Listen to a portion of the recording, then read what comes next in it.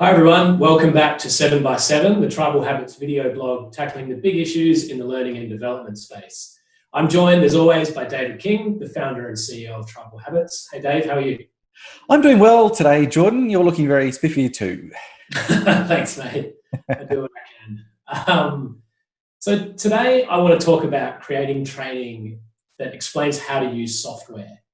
And I think it's a really interesting topic because not only do software packages vary a lot, but the way that two organizations might use the exact same software package varies too. So it's really customized to an organization.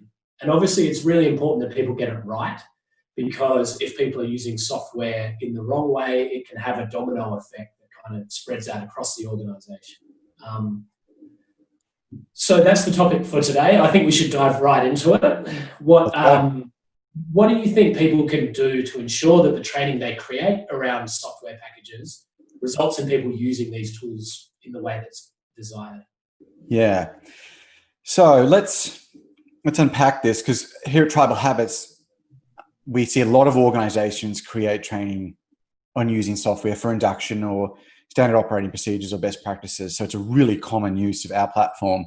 I think the number one bit of advice I can give you on this is to figure out, does the training need to be around features or flows?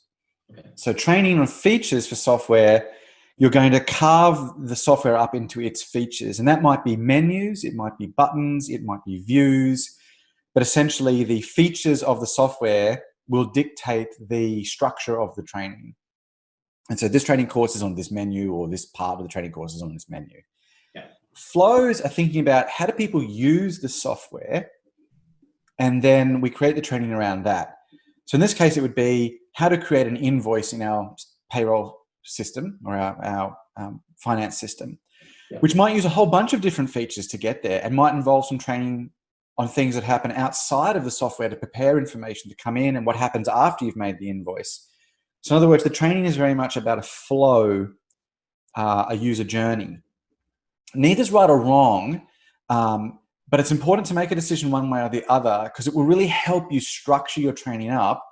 And if you've made the right decision for your users and your software, it'll make the training easier for them to engage with in the way they need to. Excellent.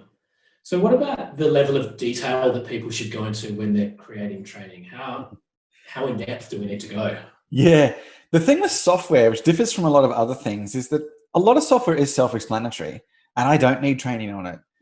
I think, Microsoft Word is a really good example. Actually, most people never get training on Microsoft Word, and I can use it. So I think if you're doing training on software, in addition to thinking about the features of flows, you've got to think about, well, why, and to what level of detail is appropriate then. So you don't need to explain every little thing in the software, because some stuff's self-explanatory. You need to focus on features or flows that need training intervention. So it could be first-time user experience, really complicated features, flows where there are common mistakes made that need to be ironed out, or where lost time can occur. Really powerful or unusual features, maybe focus on those, because people can't understand them in a self-explanatory way. Yeah. I think that should guide your level of detail. But there's nothing worse than sitting through training on software which is teaching me what the open button does and what the save button does. I mean, I think we can have some assumed knowledge these days. Absolutely. I think also people are using so much software in their private life as well, that they're so much more accustomed to using software. Even things like Facebook and things like that, I think have helped a lot of people get exposure. Yeah. So let's talk about the different media that people can use when they're creating training around software. And it would be good to start with videos. That's a good place to start, actually, because I think a lot of people launch to that because they think, oh, it's really easy to get a screen capture tool and record myself using the software. I actually think video is not a great medium for software training, funnily enough. I think you should use it really sparingly. First, video needs action. So if your software that you're showing is like just forms and things are being filled in, that's actually really boring to watch in video. Really, nothing's happening on the screen. I think video makes a lot of sense where there's a lot of movement on the screen. So if you have a user flow, say you're using something like Photoshop, and there's lots of things happening on the screen, and you're showing the outcomes, then video can make some sense there. Yeah. Video is also really time consuming to make and edit, and it's extremely hard to update. So if your software has an update, often you have to re-record the whole video because it just breaks it. Yeah. And so I think it's something to use very sparingly, very carefully, maybe just to show action where movement and action is a key thing. Otherwise, I'd use other forms. Okay, great. So if video maybe isn't the best media to use, what are some other things that people can look at using to make? Yeah, I think images are critical.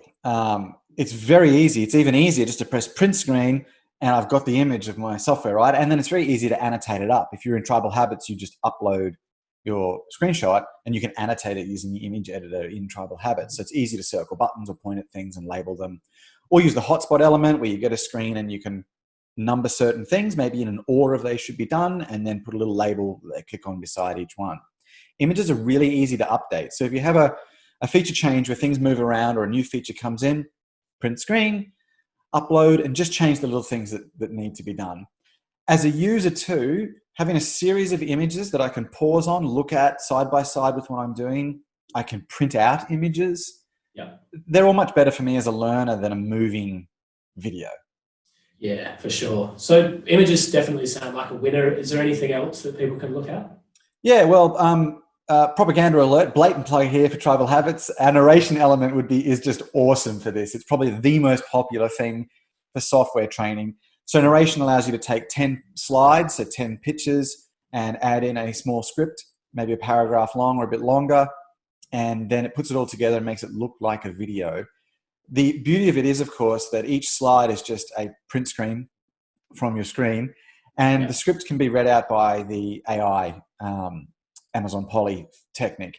And the great thing about that is if something changes in the future, it's really easy to just go back in, rewrite that bit of the script, the narration's instantly changed, and you get the benefit of video in some respects because it's like a moving slideshow of static images with a voiceover. So it's great for explaining a process and showing how things are working. It gives you basically all the best bits of video with all the ease of image and text. So I think that sort of narrated slideshow, and look, if you don't have Tribal Habits, you could do it in PowerPoint in a similar way. That's a really great way to explain software. Excellent. If you are thinking about doing it in PowerPoint, please see our video, why you shouldn't do training in PowerPoint. We should put a link to that. Yeah.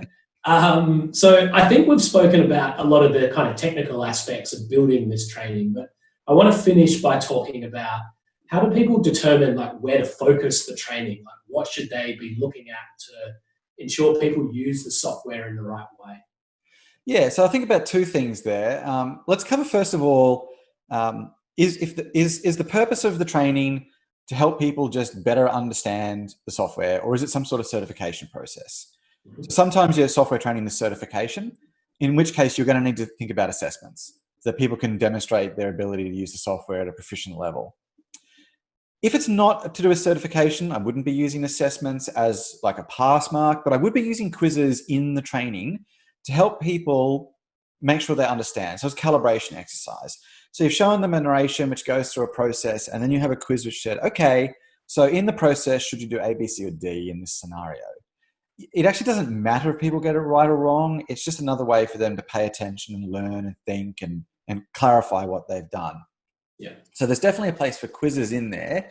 It just depends on what you're trying to achieve. Excellent. Well, that's all we've got time for today, Dave. Thanks again for your time. I think this was a really good topic. It's interesting to get into a specific use case like this. It is. And actually, just a final thought that I think we've spoken a lot about organizations using this to train up people for induction. If you're an organization that makes software and you want to use training with your customers, then the key thing I'll probably leave you with here just to wrap up is that you should be using the training to reduce support calls later. Yeah. So I'd be starting and looking at where we're getting our major support calls, where our users getting confused, where are they not using features we want them to use, and focus your training interventions there to either get better feature usage or reduce your support calls for your training later on. Yeah, definitely. I think it's a really logical place to start, right? Even if you're an organization, it's like, where are people having trouble? Where is it falling over? Let's point the training in that direction. And do that. Exactly. All right, excellent. Well, be sure to jump onto tribalhabits.com. There's a lot more information on there about creating training in a wide variety of areas. And until next time, Dave, thanks again for your time, and we'll see you all soon. No worries. Thanks, Jordan. Bye.